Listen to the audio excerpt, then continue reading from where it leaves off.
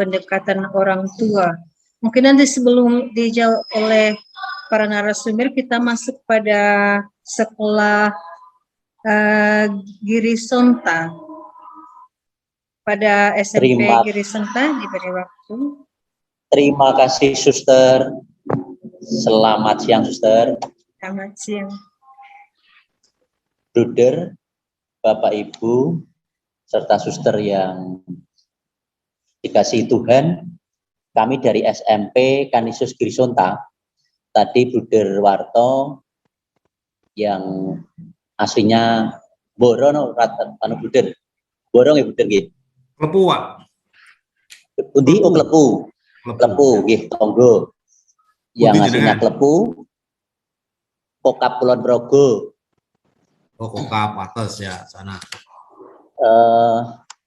Bruder Warto tadi ngendika bahwa tujuan dari Romo Vanlit itu menabur sabda Kristus di masyarakat Jawa melalui guru-guru yang digembleng sendiri oleh Romo Vanlit. Kemudian yang kedua itu Romo Vanlit memberi kesempatan belajar kepada anak-anak rakyat kecil di desa dan di kota yang tidak mendapat kesempatan belajar. Karena waktu itu jelas tidak semua anak bisa belajar, hanya dari kaum ningrat. Kalau yang berkaitan dengan yang pertama, menabur sabda Kristus, itu tentu saja untuk sekarang itu tidak mudah. Kalau dulu sabda Kristus melalui guru-guru yang digembleng, kemudian memiliki keyakinan bahwa melalui pendidikan ini akan disebarkan sabda Kristus. Kalau sekarang tidak mudah juga, akan tetapi itu semua bisa tercantum nantinya dalam nilai-nilai keutamaan Canisius yang berkaitan dengan kedisiplinan, keunggulan, kepedulian, kejujuran, dan kemerdekaan. Lalu yang kedua mengenai apa yang menjadi tujuan Romo Vanlit, itu belajar ke anak-anak rakyat kecil dan di desa maupun di kota. Sampai sekarang kami eksis menjadi pendidik anak-anak di desa maupun di kota. Nah, tentu saja juga tidak bisa terus gratis, Bruder. Tentu ya Basuki maupun Beyo. Itu yang kedua. Nah, yang pertama berkaitan dengan sabda Kristus itu kalau misalkan dituangkannya itu dalam nilai-nilai keutamaan, itu bisa jadi juga sabda Kristus itu akan tersebar lagi. Dan itu bukan namanya pengkristenan, karena dia tertarik dengan nilai keutamaan kemudian menjadi Katolik. Itu bukan pengkristenan, karena dia mengalami dan kemudian tertarik. Untuk yang nilai-nilai keutamaan, minta tolong teman untuk meng-share, Bu Dewi. Untuk nilai-nilai keutamaan sudah disinggung-singgung oleh teman-teman yang terdahulu sesama Canisius, bahwa ini merupakan nilai keutamaan bersama, kedisiplinan, keunggulan, kepedulian, kejujuran, dan kemerdekaan. Di situ diartikan melalui apa? Sesuai dengan bahasanya. Untuk kedisiplinan dari bahasa Latin yang berarti belajar dan seterusnya. Belum kelihatan, Bu Dewi? Ya. Diperbesar, Bu Dewi. Kedisiplinan berarti belajar, kemudian keunggulan itu berarti lebih tinggi, pandai. Lalu peduli itu gerak batin, perhatian yang dilakukan dengan jiwa sadar seseorang yang diwujudkan dalam perbuatan. Kejujuran itu lurus hati, tidak berbohong, tidak curang. Lalu yang terakhir kemerdekaan itu bebas, berdiri sendiri, tidak terkena atau lepas dari tuntutan, tidak terikat atau tergantung pada orang lain. Itu adalah nilai keutamaan. Lalu kalau diterapkan ke anak didik kita, itu termasuk kita guru, itu tepat waktu, tuntas mengerjakan tugas, bertanggung jawab, taat aturan. Kemudian keunggulan itu berkaitan dengan daya juang tinggi, kreatif, keberanian maju. Kalau dulu hal ini sangat kurang, sampai sekarang pun harus diperjuangkan. Berani maju, berani bertanya, melakukan segala sesuatu secara lebih baik, lebih rajin, lebih tekun, lebih cermat, dan seterusnya. Peduli di sini, peduli kepada sesama, peduli dengan teman yang kesulitan, kesusahan, saling tolong-menolong, solidaritas, dan seterusnya. Kejujuran itu berbicara sesuai kebenaran, tidak menyontek, tidak berbohong, anti korupsi, berintegritas atau persatuan. Lalu yang terakhir, kemerdekaan, itu berpikir kritis, kreatif, inovatif, konstruktif, mampu bekerja sama atau kolaborasi. Merdeka mengembangkan bentuk pembelajaran maupun pembelajaran yang menyenangkan. Itu adalah dari nilai-nilai keutamaan. Dan berkaitan dengan itu semua, itu tentu saja ditambah dengan adanya spirit Ignatian. Yang pertama semangat magis, yang kedua cura personalis, jadi mendampingi orang per orang, kemudian pembelajaran PPR, yang terakhir UAP. UAP di sini berkaitan dengan yang pertama itu latihan rohani dan berdiskresi. Lalu yang kedua itu berjalan bersama orang miskin. Kemudian yang ketiga itu adalah menemani kaum muda untuk menciptakan masa depan yang penuh harapan. Dan yang terakhir, yang keempat dari UAP itu berkolaborasi dalam merawat rumah kita, bumi kita. Itu adalah yang ditambahkan selain nilai-nilai keutamaan, kita harus punya spirit Ignatian. Juga kaitannya dengan Santo Petrus Canisius, karena Santo Petrus Canisius merupakan guru dari Santo Ignatius Loyola. Lalu kami menggabungkan masuk ke 7 unsur budaya. Ini yang masih harus kami matangkan dengan teman-teman. Kalau tadi ada sejarah yayasan Canisius, ada sejarah sekolah, itu kami sumbernya sudah dapat semua, tinggal merangkai kata. Tapi yang masih kami diskusikan itu yang kaitannya dengan 7 unsur kebudayaan ini. Di unsur yang pertama yaitu bahasa, itu kami mau melaksanakan doa Bapa Kami berbahasa Jawa maupun Salam Maria bahasa Jawa. Ini tidak hal yang gampang, tetapi harus dilakukan karena wilayah kami kan Kabupaten Semarang, itu belum terlalu kota. Bapak Kami Salam Maria tidak hanya bahasa Indonesia, tentu saja ini gurunya juga harus berlatih, karena gurunya juga ya, kalau yang muda-muda mungkin tidak familiar dengan ini.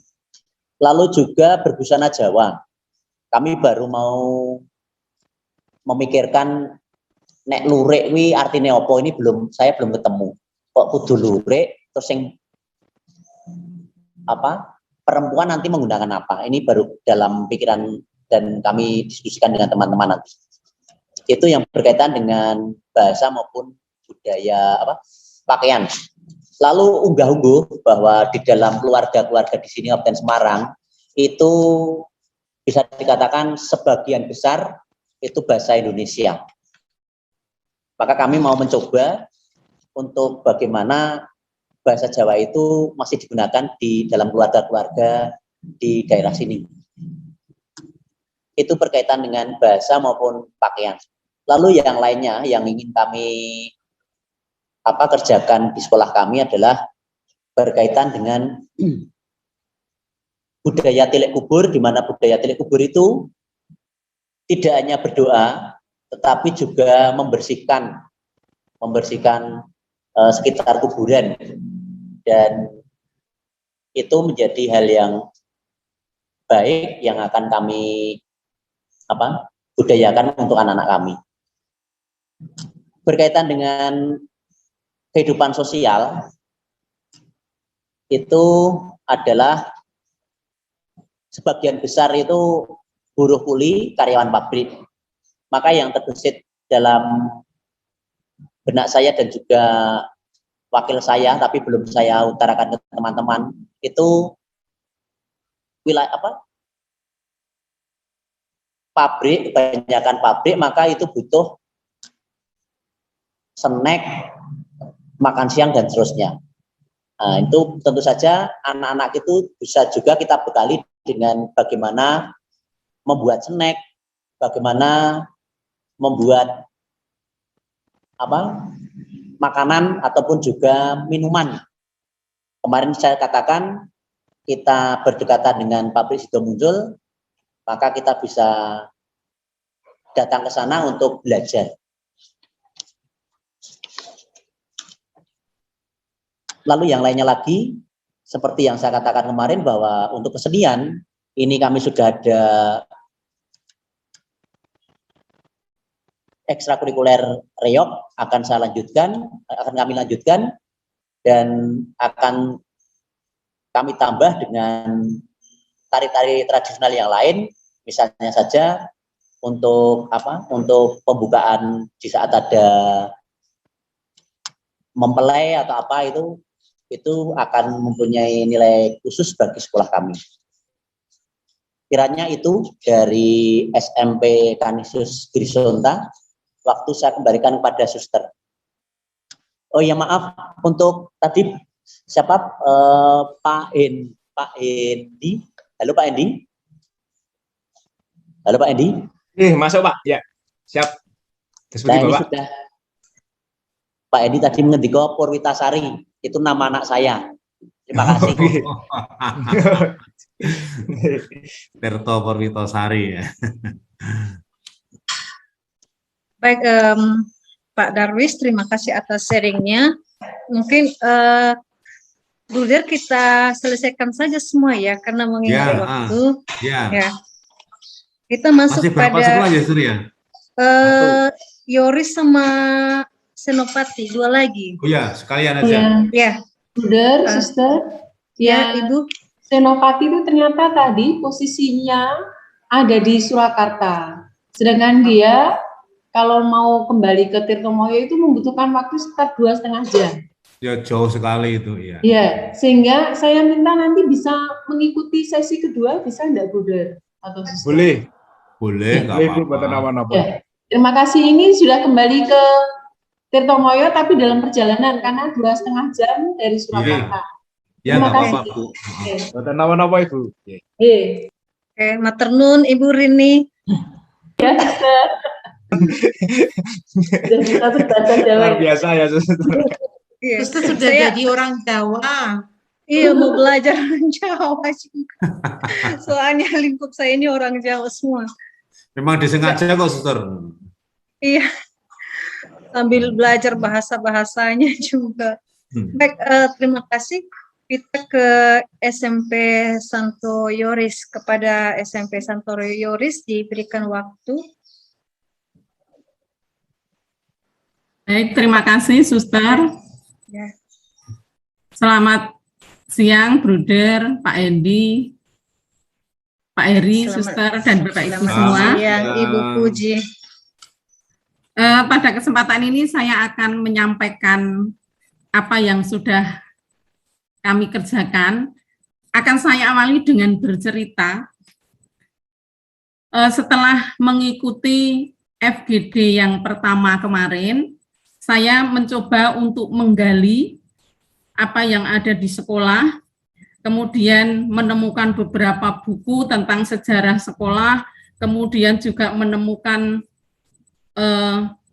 foto-foto. Dari foto itu saya teringat 2 tahun lalu itu kami melaksanakan open house, dan saat itu ada untuk acara pembukaannya itu ada tarian, di mana tarian tersebut itu hasil dari pelajaran seni budaya, yaitu ada anak 40 anak itu menari di lapangan, dan saat itu guru seni budayanya, dan guru seni budaya itu sebetulnya basicnya itu guru bahasa Jawa.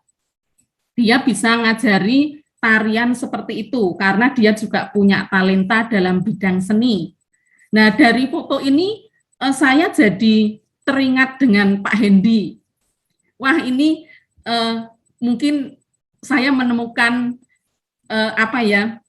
salah satu budaya yang mungkin belum saya ingat seperti itu. Nah, waktu itu 2 tahun yang lalu itu ada pelajaran seni budaya, semua latihan di lapangan. Kemudian saya mendekati guru tersebut, Pak, besok ini disiapkan untuk pembukaan open house kita.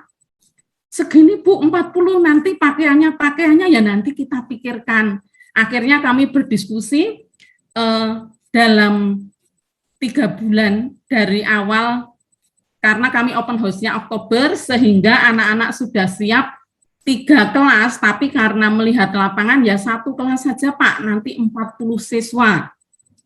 Kemudian pada saat hari hanya betul anak-anak sudah siap dan pakaiannya itu kami hanya gini saja Pak, ini anak-anak suruh bawa jarik, kemudian pakaiannya anak-anak hanya disuruh berangkat memakai kaos putih dan celana hitam dan membawa jarik, stagen. Kemudian sebelumnya juga sudah dipesan untuk membuat istilahnya kupluk atau apa gitu ya Pak Hendy. Itu dari kertas emas, itu sebagai hiasan kepalanya. Nah, dari situ mungkin bahwa anak-anak Yoris itu apabila ya ada di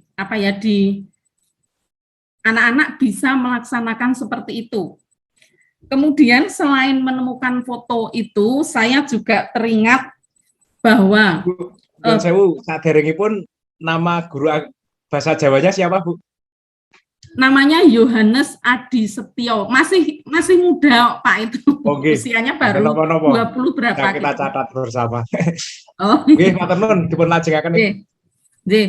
Kemudian dalam mencari data-data itu saya juga menemukan foto-foto bahwa beberapa tahun yang lalu itu kami SMP Yoris itu pernah menjadi binaan dari BCA karena kami dekat dengan Bank BCA itu untuk istilahnya untuk pembelajaran wayang modern begitu, sehingga dalam waktu tertentu itu kami didatangi, ada seperti misalnya kemarin itu juga ada undangan pertemuan tentang itu, tentang wayang modern begitu Pak Hendy. Dulu waktu pentasnya itu di Panti Mandala dan anak-anak kami itu juga didandani berpakaian wayang seperti itu. Kemudian beberapa waktu lalu itu kami juga dari yayasan melaksanakan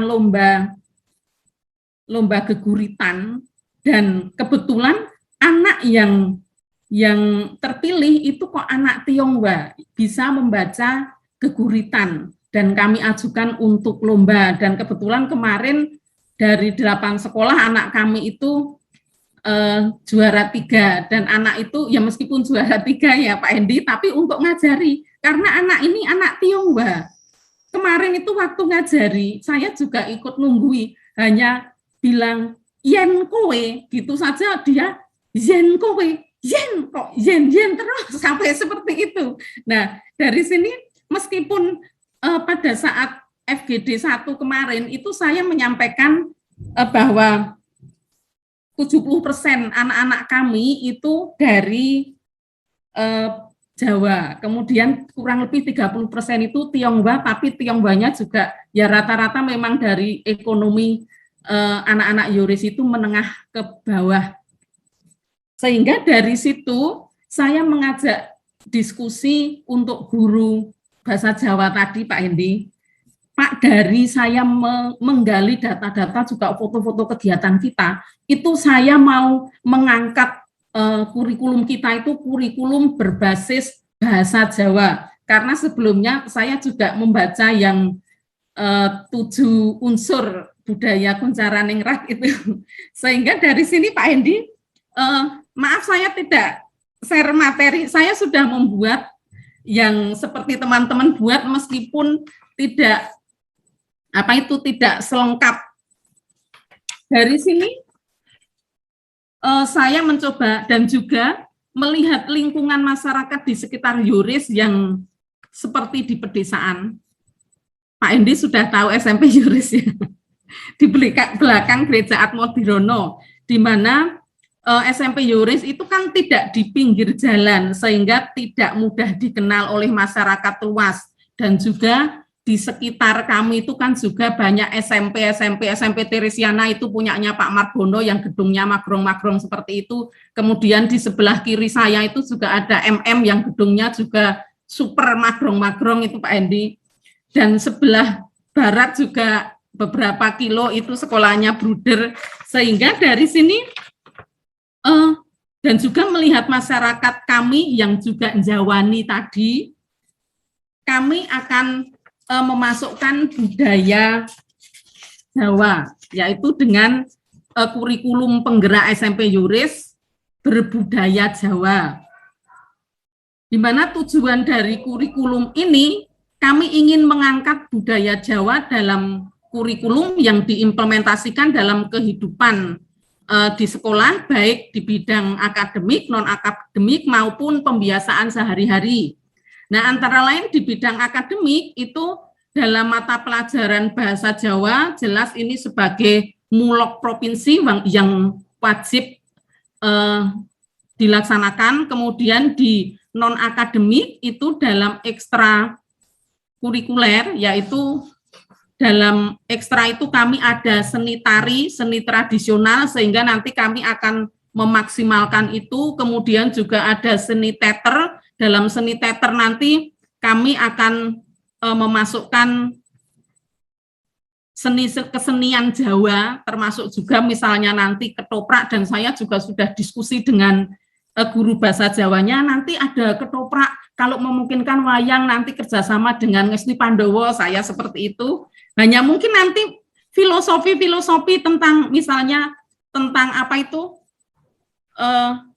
Blangkon tadi mungkin kami juga belum tahu ya Pak Hendi. Kemudian kami juga ada ekstra band lah, dalam ekstra band itu nanti kami juga akan mengajarkan untuk musik-musik tradisional ataupun juga kesenian tradisional, termasuk juga misalnya nanti memungkinkan kami juga akan ada ekstra musik yang ada campur sari dan sebagainya seperti itu. Kemudian dalam pembiasaan doa harian itu kami sudah terbiasa di hari Sabtu dan Rabu sebelum pandemi, itu kami berdoanya itu dalam bahasa Jawa. Jadi Senin, Selasa itu bahasa Indonesia, kemudian Rabu, Kamis itu bahasa Inggris, Rabu, Kamis itu bahasa Jawa, kemudian Jumat, Sabtu itu bahasa Inggris. Doa sehari-harinya seperti itu. Kemudian juga nanti pada hari-hari tertentu itu kami akan mengajak ya paling tidak dewan guru gitu, para guru itu untuk memakai pakaian adat Jawa. Kemudian juga penerapan unggah-ungguh Jawa, dan hari tertentu juga akan mengajak untuk berbahasa Jawa. Itu untuk memasukkan nilai-nilai budaya. Kemudian untuk nilai-nilai keutamaan itu saya kira sama dengan sekolahan Kanisius yang lain, Pak Hendi. Saya kira itu saja yang dapat saya sampaikan. Terima kasih. Baik, Maternum Ibu Puji Lestari. Terima kasih banyak atas sharingnya. Tadi dari 3 sekolah ini sudah mencoba menggali nilai-nilai, mulai dari sejarah berdirinya yayasan, sekolah, kemudian pendekatan sosial budaya, kemudian kebiasaan-kebiasaan yang diterapkan di sekolah. Mungkin kami mohon kepada narasumber untuk memberikan pencerahan, masukan, baik dari segi penerapan nilai, keutamaan, dan lain sebagainya. Maka untuk pertama diberikan waktu kepada Bruder Warto. Pada Bruder dipersilakan. Terima kasih Suster Luciana waktunya. Terima kasih untuk Bu Endang, Bu Agustin, sama Pak Bu Puji, Pak Darwis. Ya, itu. Tadi dari SMP Kanisius Pakem sudah menyampaikan banyak hal, juga deskripsi dari core value dan naskah akademiknya. Kalau sebatas saya mendengarkan dan mengikuti naskah yang ditulis dan disampaikan agak cepat. Nah, kalau salah tolong ya Bu, karena saya hanya memperhatikan agak cepat. Jadi nilai-nilai yang akan dikembangkan, baik itu dari Yayasan Santo Santa Pelindung, dari kearifan lokal, itu tadi sudah diuraikan. Kemudian kalau bisa antara nilai yang dari Yayasan, kalau saya boleh mengatakan begitu, nilai-nilai dari Santo Santa Pelindung atau kearifan lokal, itu saling nyambung, ya, saling tidak bertentangan atau tidak berdiri sendiri-sendiri, seolah-olah terpisah. Bahwa nilai-nilai yang ada di sekolah itu memang untuk mewujudkan nilai yang lebih tinggi, tentu dalam hal ini nilai dari yayasan. Ini komentar saya untuk ketiga sekolah. Kemudian yang terkait dengan kegiatan, tadi yang disampaikan dari Bu Endang di Pakem, agak kebingungan terkait memilih soal keterampilan. Saya kira kalau saya boleh mengaitkan dari Bu Agustina dari sumber tadi, keterampilan ya berbasis lokal saja, itu saya kira banyak hal baik. Karena keterampilan untuk anak sekolah itu yang terutama menurut saya itu memberikan inspirasi terutama. Syukur sudah bisa berproduksi dan layak dijual. Tapi kayaknya kan belum bisa ya anak SMP kalau sudah sampai menghasilkan, dan waktunya kan hanya 3 tahun. Kalau anak SMK, karena memang tuntutannya produktif, nah itu ya harus. Tapi kalau anak SMP, menurut saya jika kita memberikan banyak inspirasi keterampilan, itu sudah sangat bagus. Nanti berkembang hasilnya itu ya seperti yang diharapkan oleh Bu Agustin dari Sumber dan Bu Endang dari Pakem tadi, bahwa anak-anak, orang tua mengharapkan anak-anaknya nanti dapat mempunyai keterampilan untuk berwirausaha atau apa tadi. Saya pernah cerita mungkin di kelompok ini atau di kelompok lain, waktu SMP saya juga di keterampilan saya itu sederhana, menggunakan sumber daya yang ada di lingkungan sekitar, murah, nggak pernah beli kecuali karena memang tidak ada di alam. Kalau pisau cutter itu kan nggak bisa, itu harus beli. Waktu itu ya harganya hanya Rp25. Bahan dasar saya selama 3 tahun saya sekolah di SMP itu janur Bu, atau daun kelapa muda. Coba, daun kelapa muda bisa dieksplor untuk pelajaran keterampilan selama 3 tahun. Mulai diajari membuat keris, membuat pecut, membuat untiran, membuat macam-macam hiasan. Lalu digores untuk membuat kembar mayang kalau hiasan pengantin tempo dulu. Itu saya menceritakan masa lalu. Masa sekarang mungkin pasti juga ada cara-cara yang lain. Nah, dengan keterampilan mengeksplor tentang daun kelapa muda itu, saya kelas 2 SPG sudah menjadi ketua panitia dekor pengantin, Bu. Ya, sudah di pasrah itu saya. Nah, untuk anak-anak SMP seperti yang Bu Agustin tadi, di Pakem saya kira kurang lebih juga sama. Di situ ada banyak pasir, di situ ada banyak batu. Nah, itu kan murah. Di situ ada lahan pertanian yang subur. Anak-anak dekat dengan lahan pertanian. Kalau itu pertaniannya bukan, produknya bukan mengolah tanah, mungkin mengolah produknya. Bagaimana produk-produk pertanian diolah sebagai keterampilan. Kalau yang Yoris mungkin dekat pasar ikan kobong juga lebih mudah juga. tidak harus ke laut menangkap ikan, tapi bagaimana ikan itu diolah menjadi sarana bahan keterampilan. Saya bisa membuat kacang atom itu juga karena saya diajari di SD. Bisa enggak anak-anak dilatih keterampilan menyambung tanaman? Ya kan, daerah pertanian juga. Saya sekarang juga punya hobi, Bu. Saya nyambung tanaman bougainville warna-warni itu saya bisa. Saya nyambung beringin liar itu saya potong, beringin selengan besar ini, saya potong, saya setek, lalu tumbuh tunas-tunasnya sebesar lidi itu. Lalu saya sambung dengan beringin dolar. Saya sambung, sudah pada tumbuh. Itu kan juga keterampilan.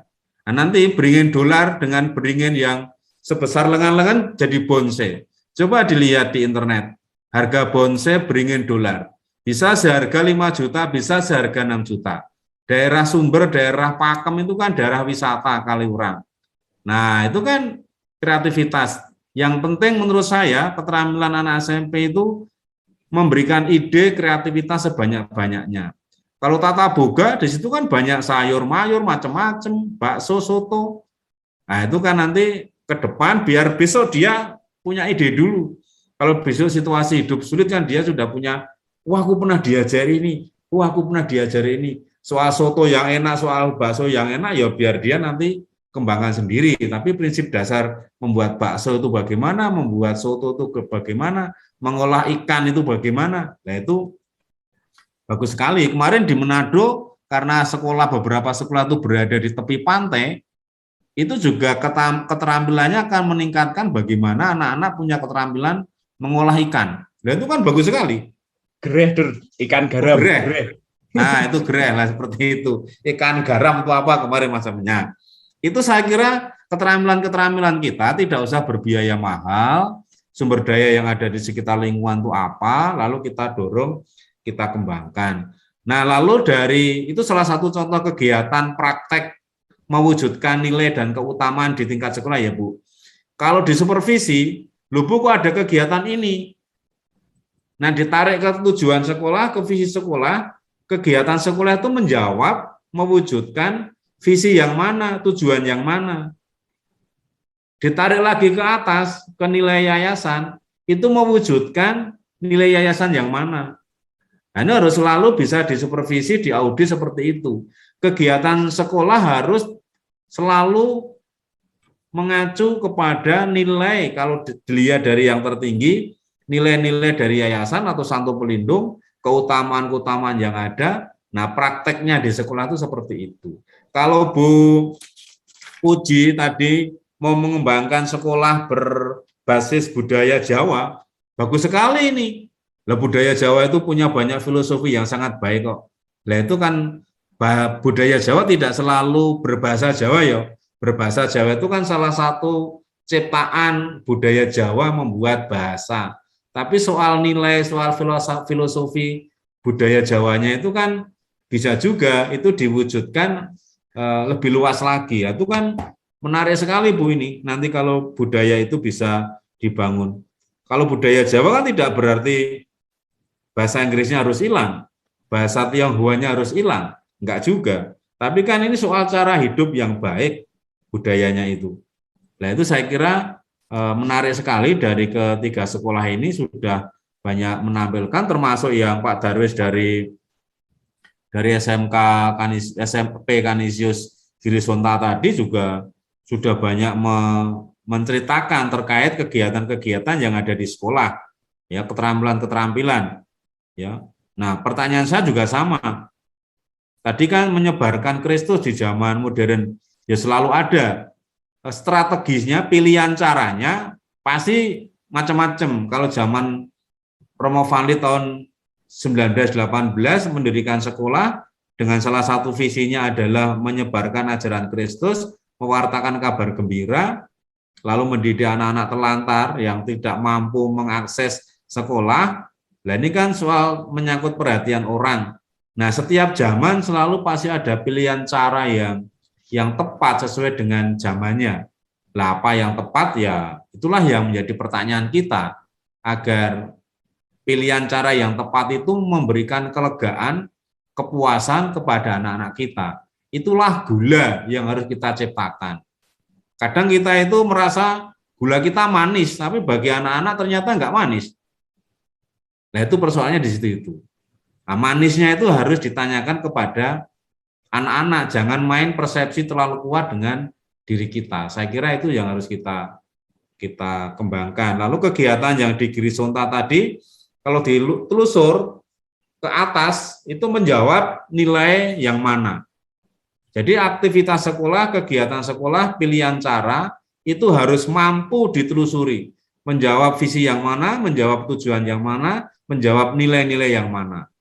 Itu kalau dilihat dari sekolah. Lalu kalau ditarik mau kepada lulusan, menjawab karakteristik pelajar Pancasila yang mana. Begitu komentar saya untuk 3 sekolah. Terima kasih. Baik, terima kasih Bruder atas masukan dan penguatan untuk ketiga sekolah. Ketika banyak gula menghasilkan yang manis, maka semut akan datang. Ini murid-murid kita pasti akan, nanti sekolah kita akan lebih berkembang lagi dengan menerapkan budaya-budaya lokal, terutama tadi budaya bahasa Jawa. Kemudian kepada Mas Hendy, kami berikan waktu untuk memberikan pencerahan, penguatan mengenai naskah akademik untuk ketiga sekolah tersebut. Kepada Mas Hendy diberikan waktu. Ya, terima kasih Suster Lucy. Tadi itu kami ketawa-tawa waktu Buderwarto. Itu kaget. Nah, kaget kami berdua ketawa karena lais itu piye blai. Nah, PL di seperti itu kan bagaimana? Kegiatan, nilai, kegiatan. Soalnya kami lagi jujur, ya Der. Tadi kami itu berdua ketawa-tawa dong.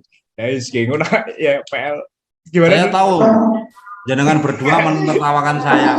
Enggak, ini kan Buderwarto itu kadang-kadang warta kenabiannya itu medeni dan visioner gitu.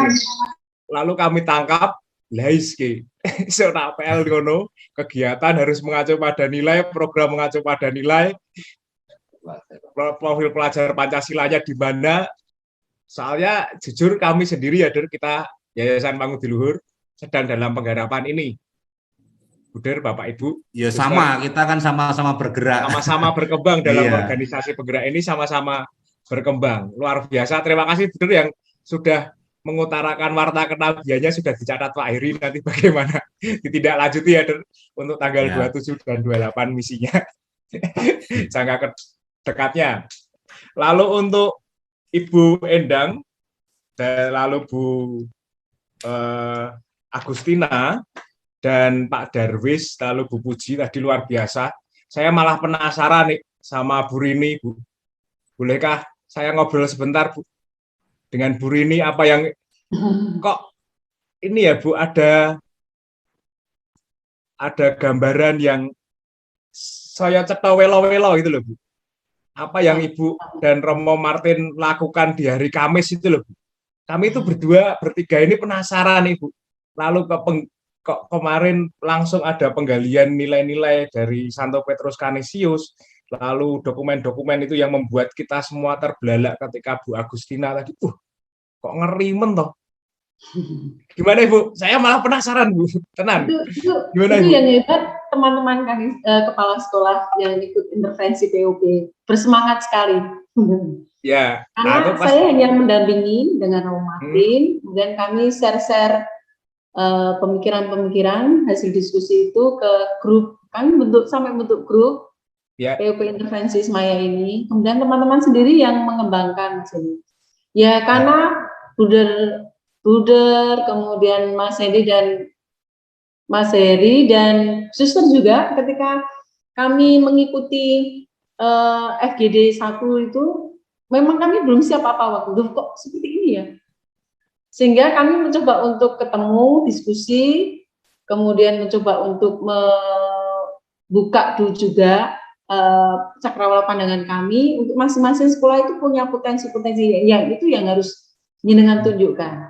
Tidak usah takut salah, nanti jika itu di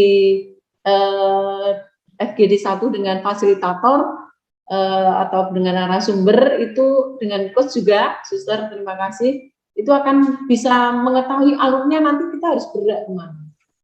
Ya. Yang menunjukkan perubahan-perubahan besar memang teman-teman kepala sekolah. Oke. Walaupun Dan mereka sibuk, banyak tugas, banyak kegiatan yang harus diikuti, tapi mereka ternyata saya juga kaget Mas Edi Buder luar bisa biasa. melihat tadi tayangan-tayangan dari mulai Pak Yusuf, Bu Endang, Bu Deta, Bu sampai dengan Bu Puji tadi, itu luar biasa. Ya semoga ini memberi pencerahan baru bagi kami. Ternyata nyusun kurikulum itu harus melalui tulisan akademik. Ini kan hal yang baru. Selama ini kami kan mungkin jebak sana sini gitu. Saya juga pernah menjadi kepala sekolah, copy paste gitu. Terus cocok-cocoknya ternyata harus ada tulisan akademik dulu yang kita gali dari berbagai sumber. Saya mengucapkan terima kasih Romo Martin juga kemarin optimis dengan program ini yang akan membantu kita dari nol. Ya. Itu Mas Hendy. Luar biasa. Kami juga bersyukur atas harapan yang apa ya, kami itu mongkok Bu, sebenarnya mongkok itu bahagia suster, bahagia tapi bahagia yang dalam gitu loh suster, gimana ya menjelaskan mongkok itu ya, bahagia dan sekaligus bangga. Ada harapan untuk sekolah-sekolah Keuskupan Agung Semarang yang dikelola oleh para Yesuit ini untuk kembali ya menunjukkan bahwa kita sempat berjaya yang menjadi pionir di era 70-an 80-an. Kita kembalikan, apalagi penggalian-penggalian budaya lokal, sumber-sumber lokal itu menjadi inilah yang diharapkan para misionaris awal untuk menjadi negarawan sekaligus rohaniwan tadi ya. Mas Hendy, tambahan, Mas Hendy, menegaskan yang Mas Hendy sampaikan. Saya kira nanti yang Kanisius ini kan tidak semua Kanisius tergabung di PUP. Lah nanti ini menjadi sekolah penggeraknya Kanisius ini. Ya. Nah itu yang ingin saya sampaikan. Seperti sampaikan Pak Hendy, agar sekolah-sekolah Kanisius di Keuskupan Agung Semarang berkibar seperti tempo dulu. Dulu perintis kok ya. Terima kasih. Ini menjadi tanggung jawab Bu Rini dan timnya. Ya. Kami sudah punya rencana seperti itu ya. Oke, sip, bagus. Sehingga nanti yang ikut kebetulan sekali kita bersyukur sekali setiap cabang itu ada yang mewakili. Setiap cabang ada yang mewakili, sehingga cabang Jogja nanti kami mohon Pak Yusuf, Bu Endang dan Bu Deta itu menjadi pionir bagi teman-teman yang di Jogja. Kemudian di Magelang Bu Linda dan Pak Yosef. Kemudian di Surakarta ada 3, Bu Ani, Bu Jumi dan Pak Krisnu. Tapi hanya yang Tirtomoyo ini memang terpelosok sok-sok sehingga kami memang untuk menghubungi aja sering tidak bisa. Saya tadi sudah langsung kontak kepala cabangnya Romo Yosef. Romo Yosef sampai turun tangan tadi mencoba untuk mencari kepala sekolah dan wakilnya. Akhirnya sudah bisa teratasi. Nanti diminta untuk mengikuti sesi kedua, tidak boleh absen gitu. Kemudian cabang Semarang ini ada Bu Puji dan Pak Darwis dan Bu Ika yang nanti sesi 2 daerah Denpasar ikut. Jadi kami bersyukur ada 4 cabang, kami semua terwakili. Ya Buder, kami akan sesuai dengan pemikiran Buder, setelah itu kami akan share ke sekolah-sekolah yang tidak terreferensi, tidak masuk PUP. Terima kasih. Luar biasa Ibu, terima kasih. Terima kasih, kami semua berharap pada era baru ini. Ya, kami semua berharap. Dan tadi saya juga mau berbangga sedikit, kemarin kami rapat pimpinan, dari pertemuan PUP inilah, Ismaya ini, kami mencoba untuk menyadari bahwa kami belum punya kekanisiusan. Sehingga kemarin kami mencoba untuk menggali salah satu sumber yang ditulis oleh Romo Sadi, kemudian Romo-Romo yang sekarang menjadi pimpinan Yesuit, itu adalah buku peringatan 75 tahun Yayasan Kanisius. Kami akan mencoba ikuti kalau di Pangudiluhur punya kepangudiluhuran, kemudian di Marsudini punya kemarsudirinian. Kami ingin mempunyai mimpi untuk memiliki kekanisiusan. Kami kemarin pimpinan para pimpinan dari 4 cabang itu bertemu dan juga Yayasan Pusat mencoba untuk menggagas itu. Mungkin nanti prosesnya pelan-pelan dan mimpi itu akhirnya terwujud karena kami dibukakan oleh POP Ismail. Terima kasih. Kalau bisa namanya yang khas ya Bu ya. Nanti kalau Ya. kepangudiluhuran, kemardurian atau kepangudiluhuran sama seperti yang lain-lain gitu ya. Oh iya ya. Kalau bisa yang unik gitu loh Bu. Oh iya. Misalnya kalau di apa ya, kaosnya di Kanisius Mertoyudan itu maaf ini pisuan tapi api. Asu kabeh sing ra asu ora boyoku. Itu kan salah satu Petrus Kanisiusan ketika Bu Agustina tadi bilang herder tadi langsung oh iya karena ini gembala. Ini bagian dari gembala. Itu simbolnya ya, Kanisius itu anjing. Iya. Ini luar biasa tadi. Coba saya mulai satu persatu dulu karena waktunya sudah lewat. Nggak apa-apa ya Bu. Kita kongres pendidikan ini luar biasa. Tadi di Endang perdalam lagi Bu soal Sinom Parijotonya. Perdalam lagi karena di sana falsafah Sleman dengan salaknya itu sangat kuat di Sinom Parijoto. Bener nggak ya? Parijoto apa Parijoto ya? Ya, itu kita gali lebih kuat. Lalu ada pasar pakem di sana, pasti itu salah satu input untuk sekolah-sekolah Petrus Kanisius karena selama 1 tahun saya mengajar di sebelahnya Bu SMK Sanjaya Pakem. Jadi kita berdekatan. Jadi setidaknya sempat melirik-lirik sana sini gitu ya. Dan bagaimana di belakang kita itu kan banyak kebudayaan dari Turi, lalu di samping sana ada paroki parokinya apa Bu? Sana Bu, yang selain Pakem? Yang di Turi itu Pak. Nggih. Ya itu ada Pakem, ada sampingnya kan gereja Pakem itu terus belakangnya kan ada paroki Turi lupa. Samoitan. Dan leres. Nah itu ada kebudayaan khusus dari sana. Itu yang mungkin sama seperti yang dari sumber tadi, karena sumber tadi Bu Agustina sudah luar biasa. Kalau bahasa Yesuit itu UAP yang sekarang tahun ini dikeluarkan oleh Yesuit yang Universal Apostolic Preference tadi ya, diupayakan dengan ubah anak dengan pertobatan. Itu luar biasa ini. UAP-nya Yesuit dimasukkan dalam konteks lokal, lalu dari bahasa ubah anak dengan pertobatan.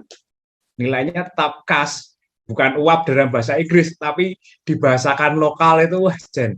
Saya itu tersentuh Bu Estu. Nampaknya jenengan saking sanata dharma gitu. Mboten. Enggak. Oh iya. Bukan Bapak, saya dari IKIP Negeri Semarang. Oh, PGRI sama dengan Buderwarto berarti PGRI. Dari UNES. UNES. Oh iya. Ya. Maaf, itu berarti sama-sama Pak Heri. Luar biasa Ibu, tadi kok mengangkat kami itu berdua Jojo iki sekolah sanata dharma. Dan luar biasa tadi sudah menerapkan skema dari mana Ibu? Bu Agustina. Skema dari program presisi, pembelajaran kontekstual. Ya. Presisi yang Ibu ikuti dari negara itu ya Bu ya? Ya. Luar biasa, ini program-program yang disatukan, Ibu bisa menyarikan menjadi ledakan besar bagi sumber. Dan memang ketika tinggal di Lor Senowo, saya sempat tinggal di Lor Senowo, itu budayanya sangat akrab, sangat baik, masuk dalam unsur-unsur budaya dan agama budaya tidak terpisah di sana, dan struktur masyarakat. Itu kita bisa gali lebih dalam Ibu. Dan Ibu sudah di sekolah Ibu luar biasa. Matur nuwun Bu Agustina, kita lanjutkan lagi 10 hari ke depan supaya naskah akademiknya menjadi gelegar yang luar biasa. Lalu untuk Pak Darwis, nyuwun sewu Pak, untuk yang nilai-nilai lalu sejarah Petrus Canisius sudah bagus. Untuk masuk ke unsur kebudayaan, pilihlah saja salah satu atau salah dua soal apa ya, sistem mata pencaharian karena dekat pabrik atau bagaimana Bapak. Dan Pak Darwis dan Bu Dewi, karena sebenarnya ada satu sumber, ada satu situs yang belum sampai saat ini masih menjadi misteri di daerah Girisonta, itu candi belakang novisiat Yesuit itu loh Pak. Itu kan ditemukan hal apa ya, situs baru. Itu mungkin bisa diangkat salah satu reliefnya saja Pak, salah satu reliefnya, terus kita masukkan dalam penggalian lebih dalam. Siapa tahu dari penelitian Pak Darwis dan teman-teman ini akan, ya itu sebenarnya sumber dari Girisonta itu seperti itu. Kalau melihat Giri itu kan yo gunung ya, Sonta itu mungkin bagian-bagian dari sesuatu roh dari gunung gitu. Kelihatannya gitu ya. Semoga bisa lebih tergali lagi Pak makna Girisontanya. Karena ini menjadi kajian yang luar biasa, apalagi di sana sumbernya apa ya, orang-orang hebat. Ketika Bapak dodok saja di novisiat atau di sana didodok, mau meminta sumber galian soal Canisius, itu pasti ada. Lalu soal sejarah Girisonta bagaimana, sampai kenapa novisiat Yesuit ada di sana. Lalu kan pasti ada sesuatu di Girisonta itu. Pasti ada sesuatu. Saya masih penasaran ini Pak. Nanti tolong dibantu rasa penasaran saya. Lalu untuk Bu Puji Lestari dari Senioris, luar biasa Ibu, sembah nuwun, sudah nguri-nguri kabudayaan Jawa di Semarang, Bu Puji, luar biasa. Lalu dengan Pak Adi Setio, Bu, saya boleh memohon satu Bu, satu permintaan. Ya Pak Endi. Karena ada nguri-nguri kabudayaan Jawa, di sini kurikulum berbasis bahasa Jawa, nanti akan dibantu Pak Heri untuk kedepannya bagaimana ini menciptakan kurikulum. Lalu satu hal yang sampai saat ini saya rindu, kajian tentang warak ngendok itu. Belum ada di Semarang. Belum ada sekolah-sekolah yang menggali ini. Dan ada tariannya ternyata. Ketika saya sowan sama dedengkotnya Ngesti Pandowo, beliau juga penari dan melahirkan tarian warak ngendok. Namanya Pak Karjo. Nanti mungkin kita bisa dolan. Saya bisa meminta kontaknya Pak Adi untuk sowan ke Pak Kirjo. Pak Karjo, bukan Pak Kirjo ponakannya Derwarto. Pak Karjo untuk menggali potensi ini. Untuk ini dulu orang lama Ngesti, Bu. Orang lama Ngesti, jadi paham betul tentang budaya Semarang, warak ngendok seperti apa, dan bisa kita angkat bersama tarian warak ngendok. Dan ini belum ada, Bu. Nyuwun sewu. Ini untuk ekstra atau tarian ini diajarkan itu kan jarang Bu di Semarang. Ibu tahukah tarian warak ngendok itu? Belum tahu. Tapi pernah dengar dari guru tarinya Pak. Saya lupa. Anak-anak pernah diajari apa enggak, tapi guru tari kami yang dulu itu di Ngesti Pandowo, kemudian juga temannya Pak Karjo itu. Pak Karjo itu kan yang guru tari di Don Bosco itu toh Pak? Di SMA Don Bosco. Dulunya mungkin SMA Don. Betul mungkin Mungkin istrinya Ibu yang ngajar di Yoris siapa ya? Ibu Yon Sewu. Bukan namanya Bu Sigit yang guru sini, Bu Sigit. Itu temannya, kenal dengan Pak Karjo juga. Nanti itu nanti bisa telusuri bersama Ibu. Luar biasa ketika Ibu bisa mencuatkan kembali tarian warak ngendok ini. Karena tadi basisnya Semarangan, Jawa Semarangan, itu bukan Jawa Solo, bukan Jawa Jogja, tetapi ya Jawa Solo, ya Jawa Jogja. Ya Jawa daerah pesisiran loh, soalnya Semarang itu kan pertampuran itu. Jadi kalau bilang kabudayaan Jawa di Semarang itu Jawa yang sudah pesisir. Dari warak ngendok itu kita bisa mempelajari lebih banyak. Maka saya mohon Bu Puji dan tim untuk menggali filsafat atau kebijaksanaan-kebijaksanaan dari Jawa gaya warak ngendok. Salah satunya gini, termasuk saya akan belajar dari Suster Lucy dan teman-teman Suster Lucia Wow yang kemarin itu mengangkat budaya nginang ya. Budaya makan sirih, Suster. Kalau kami ngomong nginang, Suster.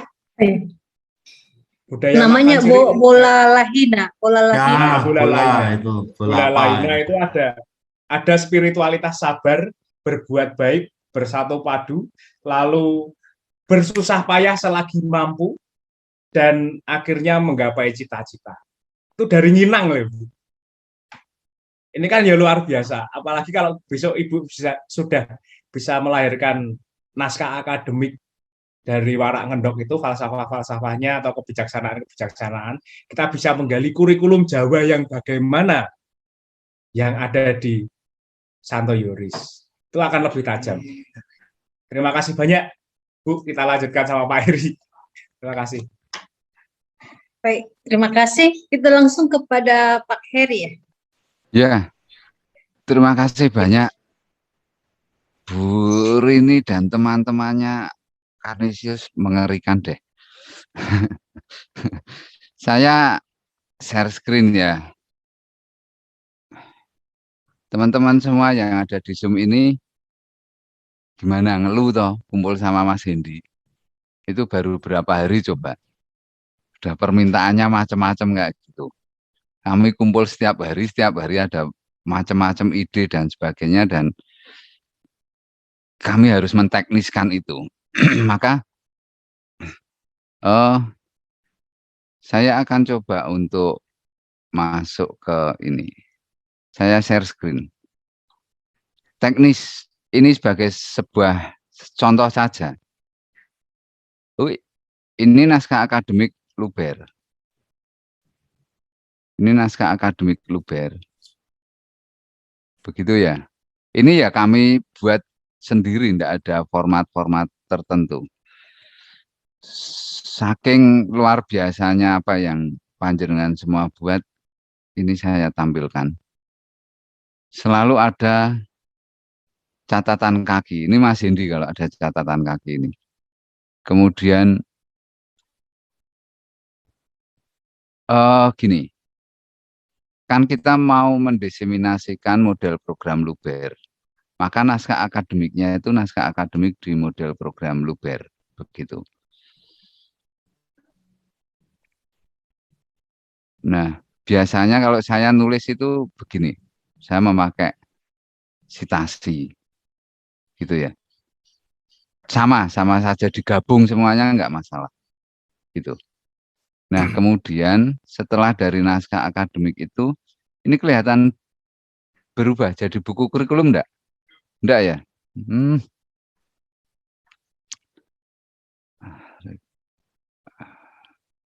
Naskah akademik Luber, buku kurikulum.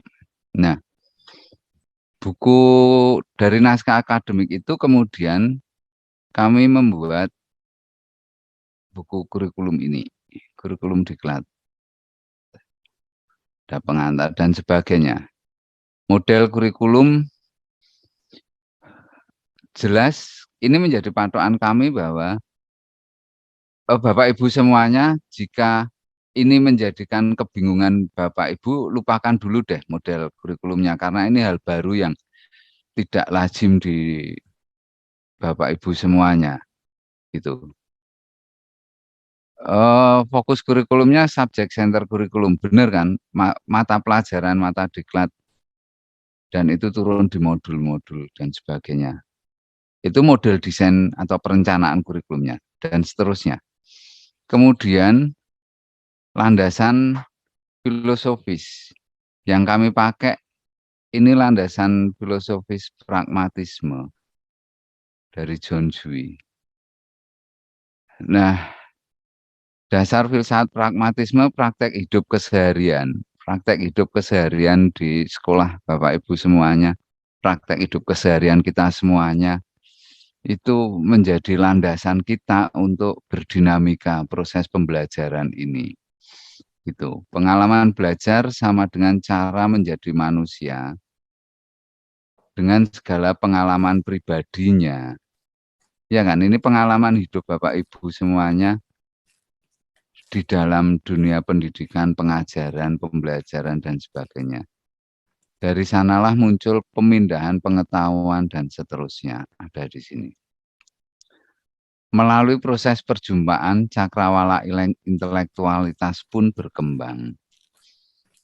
Kemudian melalui akal sehat manusia dapat mempertimbangkan prinsip serta nilai-nilai universal. Terus ada kata-kata kunci tak heran bila pendekatan John Dewey dirasa sangat empiris sebab pengetahuan bersumber refleksi akan pengalaman bertitik berat pada praktik keseharian. Ya kan, praktek keseharian Bapak Ibu di sekolah bagaimana dan sebagainya. Ini kata-kata kunci yang saya garis bawah yang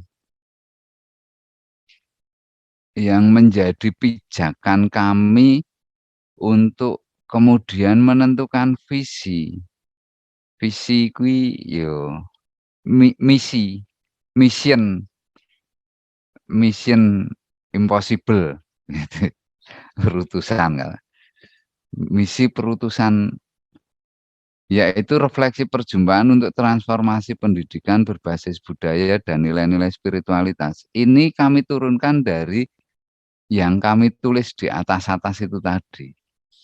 Kemudian masuk ke tujuan diklat. Ini buku kurikulum diklat kami ya. Nah, tujuan umumnya meningkatkan kemampuan individu di organisasi sekolah. Saya yakin nanti akan ada peningkatan dari Bapak Ibu semuanya, Suster, Buder. Meningkatkan kompetensi kepribadian, sosial, pedagogik, performa sebagai pendidik, dan seterusnya. Mampu menciptakan budaya sekolah berbasis nilai. Ini kan apa ya tujuan, enggak tahu ini ngaluworo atau nanti bisa tercapai atau tidak.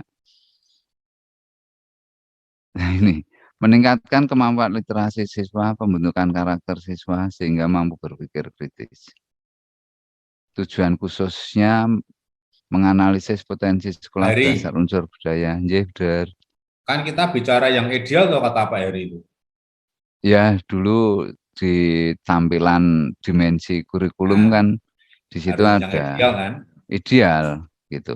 Praksisnya ada di pembelajaran. Nah, praksisnya itu kita ini sedang melakukan pembelajaran semacam ini. Nah, ini muncul di sini. Struktur mata diklatnya di apa? Modul yang kita buat itu kan ada modul core value, kemudian ada karakter. Gitu kan. Ini nanti di dalam menyusun struktur mata pelajaran tentang kurikulum unggul, mata pelajaran ya saya nah, mau ngomongnya gimana ya? Ya sudah mata pelajaran saja, tapi saya beri tanda kutip. Karena itu semua nanti akan senyap kita masukkan. Karakter, nilai-nilai, itu senyap kita masukkan. Profil pelajar Pancasila, ini nanti dengan sendirinya akan tercipta. Gitu. Nah, dari sini, ini dari yang kanan, kemudian di kiri profil pelajar Pancasila, integrasi dengan core value, kemudian kita gali lokal genius, kembangkan dengan model program Luber. Begitu. Kemudian di rencana pembelajaran, strategi untuk mencapai tujuan itu semuanya dengan cara bagaimana? Dengan cara ini kami lakukan strategi pembelajarannya. Desain modul yang untuk mencapai tujuan kurikulum ini apa? Misinya dengan refleksi perjumpaan. Kami tetap mempergunakan standar dan itu sah. Kuat, sehingga kalau dipertanyakan modulmu kok seperti ini loh, ini dari Peraturan Lembaga Aparatur Negara nomor 9 tahun sekian penulisan modul pendidikan dan pelatihan begini kok. Gitu. Nah, ini struktur modulnya begitu. Terus kemudian desain mau balik ke atas. Nah, ini dulu sering ditampilkan oleh Mas Hendy. Begini struktur modul, dan struktur modul itu bagian pengembangan kurikulum yang paling akhir kan di langkah-langkah penyusunan kurikulum itu. Jadi semua terintegrasi semua. Standar kompetensi lulusan anak Kanisius mau jadi seperti apa? Itu dikemas di dalam sebuah mata pelajaran kepala sekolah, mata pelajaran literasi, karakter, core value, kurikulum, desain instruksional, evaluasi. Satu kesatuan ke sana. Karena tadi sudah mulai mengkerucut agar kita mempunyai satu kerangka pikir yang merdeka ya. Merdeka ini sebagai apa? Ide tambahan sebagai contoh jika kita membuat kurikulum dari naskah akademik kemudian turun menjadi kurikulumnya ya semacam ini. Begitu. Nanti di desain pembelajarannya akan strateginya bagaimana itu di desain instruksionalnya. Kita masih masuk di FGD 1 tahap 1 dan 2 itu menyusun naskah akademik, kemudian di FGD 2 itu baru menyusun atau mengembangkan kurikulumnya. Yang pertama mendesain kurikulum unggul. Jadi ada dua, mendesain kurikulum unggul terus dimix sama kurikulum nasional. Akhirnya kita akan mempunyai KTSP unggul. Mungkin kurikulum unggul di Kanisius bisa disebut bukan kekanisiusan tapi Petkan, keren ya. Petkan, Petrus Kanisius atau apalah. Jangan pakai kean, bukan jangan ya, tetapi apa? Cari sesuatu yang baru. Cari sesuatu yang baru yang bisa menohok masyarakat. Ki apa to Petkan ki? Kurikulum Petkan ki apa to? Itu. Kalau sudah terlanjur pakai kean ya enggak apa-apa. Harus di branding menjadi lebih kuat lagi. Atau PK, PC malah. Terus Kanisiusnya pakai C. Ke Teresianaan kan wah nang kuping ra enak wong Semarang. Nah, keliaran berpikir kita difasilitasi oleh negara sekarang. Kita merdeka yang bertanggung jawab tentunya. Pertanggungjawabannya di mana? Ya di naskah akademik yang sangat ilmiah itu. Dengan catatan kaki, sitasi, daftar pustaka. Jika itu terlalu sedikit ya ditambahkan. Setiap kata itu ada sitasinya, ada catatan kakinya. Setiap kata, setiap kalimat. Jadi kita bisa ngomong bahwa ini dudu aku sing gawe. Iki bersumber dari ilmiah. Gitu. Rujukannya jelas. Jangan itu merupakan apa ya? Bukan jangan ya. Kalau itu merupakan asumsi pemikiran kita yang belum diakui kan malah nanti ditanya sulit untuk menjawabnya. Dan saya itu terkejut tadi saat ada ini di Bu Endang, Bu Agustina. Terus kemudian apa ya? Ini loh Bu, mempertimbangkan kemampuan tiap anak dan memilih pelajaran terbaik yang sesuai dengannya. Saya akan menggarisbawahi ini berhati-hati ya. Semoga sudah terpikirkan oleh para Duh, ramaku ini. Duh. Semoga sudah terpikirkan oleh para guru dan pendidik di sana. Memilih pelajaran terbaik bukan berarti anak itu terus dengan gampangnya memilih, tetapi kewajiban guru itu harus mendampingikan untuk memilih pelajaran terbaik sesuai dengan bakat. Nah, ini kan cukup berat ini, Bu. Bakat, minat. Maka bagaimana sekolah itu bisa menggali bakat anak-anak itu? Instrumennya apa? Agar anak-anak bisa memilih pelajaran terbaik yang sesuai dengannya. Ini luar biasa. Jika ini didalami terus, kemudian sekolah ibu itu bisa mempunyai instrumen untuk menggali bakat, dan itu valid, reliable, dan sebagainya. Kemudian anak digarap, wah sungguh luar biasa, Bu. Anak sudah bergerak sesuai dengan bakat dan dia memilih sendiri pelajarannya. Pasti akan sangat luar biasa. Nek saya masih punya anak kecil, saya masukkan di sekolah ini. Untung anak saya sudah besar-besar. Tapi seandainya ada yang mau menjadi anak saya yang kecil ini, enggak apa-apa. Begitu, Suster, terima kasih banyak, luar biasa. Canisius dan Bernardus gali dalam, diperdalam lagi, tambahkan sitasi, tambahkan catatan kaki, daftar pustakanya perbanyak. Satu naskah akademik daftar pustakanya ada 200 gitu kan, sungguh sangat luar biasa. Gitu. Terima kasih, saya kembalikan ke Suster Luciana. Matur Mbak Nuwun, Suster.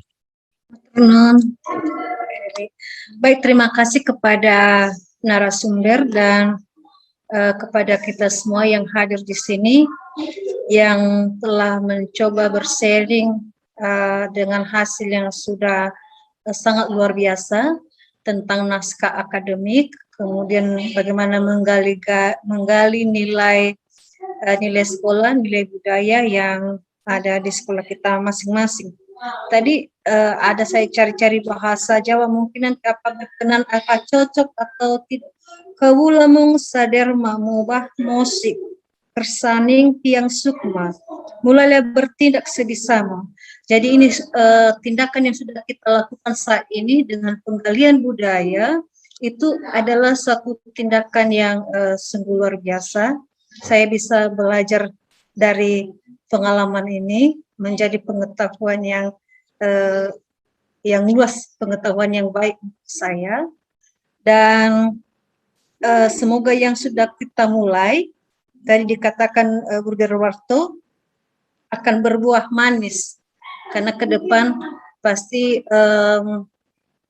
titik tolak kita yaitu bagaimana ciri khas sekolah kita menjadi diminati oleh masyarakat setempat, sehingga kita tetap percaya. Saya sebagai moderator mengucapkan terima kasih dan mohon maaf jika ada yang kurang berkenan dalam virtual ini, dan sampai ketemu di bagian coaching pada tanggal 16. Sekian dan terima kasih. Saya kembalikan kepada MC Ibu Dista. Ya, baik, terima kasih Suster, terima kasih Bu Derwarto, terima kasih Pak Hendy, terima kasih Pak Eri, dan terima kasih Bapak Ibu semuanya. Mari kita beri aplaus untuk diskusi kita di siang hari ini.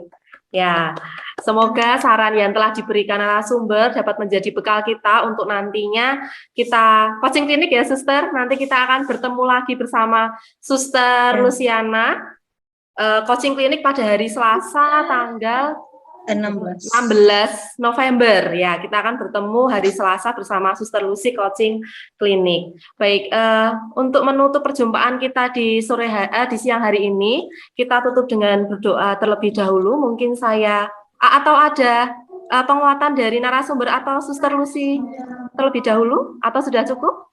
Cukup. Oh baik, sudah cukup. Baik, langsung saja kita tutup dengan berdoa. Mungkin saya boleh minta tolong Ibu Linda dari SMP Kaniso Sumber untuk berkenan menutup doa kita di siang hari ini. Baik, Ibu. terima kasih Mbak Dista, Suster, Bruder, Bapak dan Ibu. Mari kita bersama-sama sebelum meninggalkan ruang Zoom meeting ini kita berdoa terlebih dahulu. Mari kita berdoa bersama. Demi nama Bapa dan Putra dan Roh Kudus. Amin. Amin. Bapak yang Maha Kasih, terima kasih dan kami mengucap syukur atas peran serta, atas bimbingan-Mu pada pertemuan kami mulai tadi jam 9 sampai dengan saat ini. Engkau berikan kelancaran, Engkau berikan kemudahan, dan Engkau berikan segala sesuatu yang memunculkan ide-ide kreatif dari kami semua untuk kedepannya bisa bermanfaat bagi pengembangan sekolah di sekolah kami masing-masing. Kami sungguh berterima kasih dan bersyukur atas apa yang Engkau berikan kepada kami semua pada hari ini.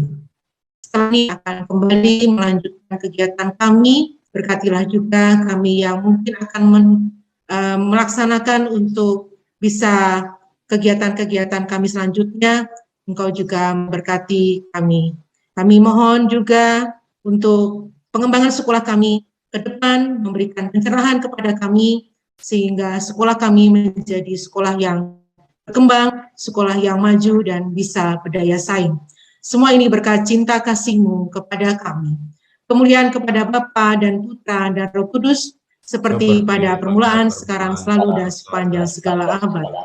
Amin. Terpujilah nama Yesus, Maria, dan Santo Yosef, sekarang dan selama-lamanya. Amin. Demi nama Bapa dan Putra dan Roh Kudus. Amin. Terima kasih semuanya. Ya, terima Suster, kasih Bapak Ibu semuanya. semua. Selamat siang. Berkat Terima dalam kasih. Tuhan memberkati.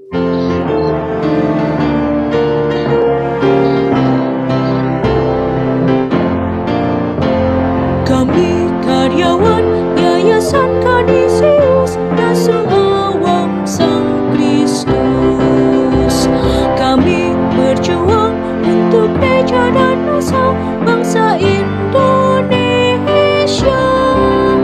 membangun negara kita agar makmur sejahtera, penerus karya Sinuci Petrus Kanisius,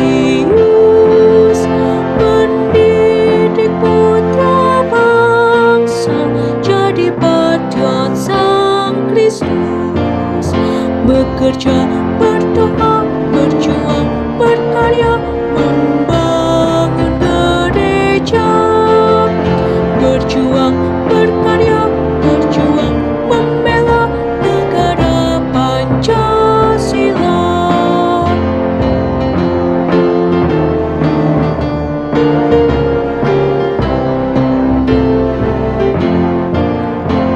Kami karyawan Yayasan Kanisius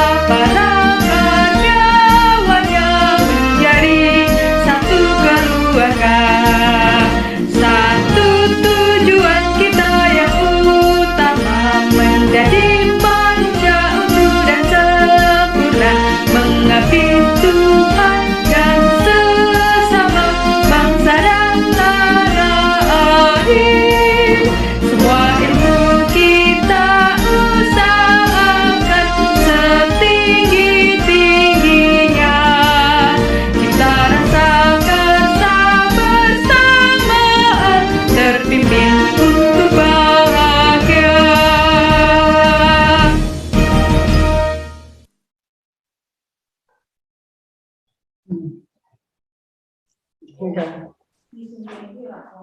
nyuwun Izin pamit live, Suster, Bujur, Bapak Ibu semuanya. Selamat siang. Selamat siang, terima kasih. Terima kasih. Selamat istirahat, selamat makan semua.